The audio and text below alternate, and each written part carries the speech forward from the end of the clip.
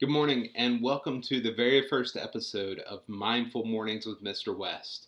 I'm one of the school counselors at Daroff, and what I want to do is give you a video every Wednesday morning that can sort of talk about ways that we can navigate this virus together to make sure that we're still able to get by in the school year and do the best we can and to have the best grades and still sort of maintain a little bit of normalcy in the midst of this virus that's changed everything around us. It's important for us to understand that even though we're all going to school virtually now, we meet in Zoom meetings and Google Classrooms, that this virus has hit each and every one of us in different ways. For some of us, we may just be struggling, waiting to get back to normal. We want to go see our friends and family, and we're just hoping this passes quickly. And we're not too worried about everything. For others, we could be worried that our friends or loved ones could be sick. Maybe we have family members who work in the medical community, and they're around a lot of sick people, and that can worry us. And that's normal, and that's okay. It's okay for both of those, actually. One thing I would recommend that if you are worried about what's going on, to talk to your parents and let them know. Also, you can reach out to myself or Miss M, and we'd be happy to talk to you if you're struggling through some stuff. And we want to be able to support you to make sure you know you're not alone and that there's a lot of people who are willing to listen to you and talk to you if things are getting too difficult for you to sort of manage and to deal with on your own. And that's okay. It's okay to ask for help. The next thing is it's important to get a good night's sleep each and every night. Now, we're not getting up and walking to school on a daily basis, or our parents aren't driving us to school anymore. A lot of us were waking up, rolling out of bed, and just walking to the living room and hopping on the couch and turning on the computer. So it's a little bit of a different schedule, and we may feel like we can stay up later, but it's still important for us to get a good night's sleep. And when we get a good night's sleep, that prepares our brain for learning. That allows us to remember a lot of things that are happening, to retain that information in the best way.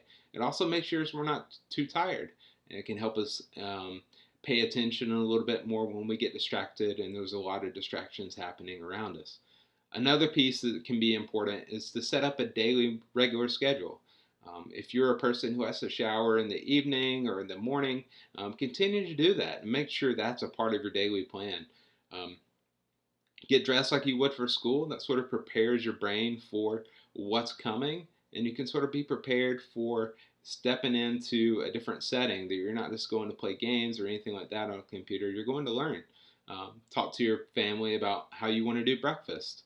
Do you want to wake up early and do breakfast before class? Do you want to do breakfast after you finish your first check in and that sort of stuff? Talk to your family about that and set up that daily routine.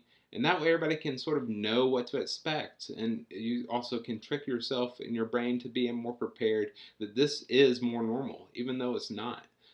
Another piece, and this is very important, is to just be aware of the room that we're in. When we're learning and we're on the computer, it's easy to get distracted. If we're in a room with a lot of things happening around us, that can easily pull our attention away from the classroom. It can also make it hard to hear. Another thing, if a lot of people are in the room, if there's a lot of noise, the TV's on, and that sort of stuff, that noise comes through, the teacher can hear it, and it can be hard for the teacher to hear what's happening and what you're saying. So try to be aware of the room that you're in. If you need to wear headphones, you can wear headphones, and that can help lower the voice and make sure you're not distracted as much as well. The next piece, and probably one of the most challenging pieces in all of this, is communicating with our families.